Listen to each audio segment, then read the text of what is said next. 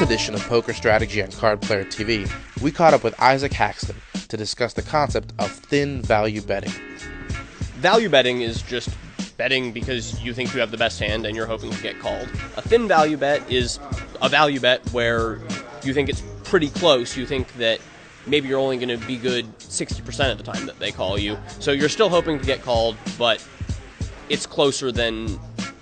It's a fairly close value bet. You might want to bet smaller to increase the chance of getting called by a relatively weak hand, since you are worried you're sometimes running into a better one. Well, the key to making those kinds of decisions is to have a very clear idea of what type of hands your opponent has. So the difference between a good thin value bet and a bad thin value bet is often the difference between your opponent having the better hand 20% of the time or 30% of the time. So you have to really have a good feel for that sort of thing to make good thin value bets and not end up making value bets that are too thin.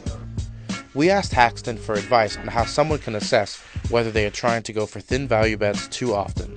Well, if your opponent is thinking a while before calling you with a better hand, that might be a good sign that you made a bet that's only getting called by better. So when you make a thin value bet, you're expecting to get called and lose fairly often. So it's tricky to interpret your results in a way that gives you a good idea of whether or not you made a mistake, because you were expecting him to sometimes have a better hand, and it doesn't mean you made a mistake just because you ran into one.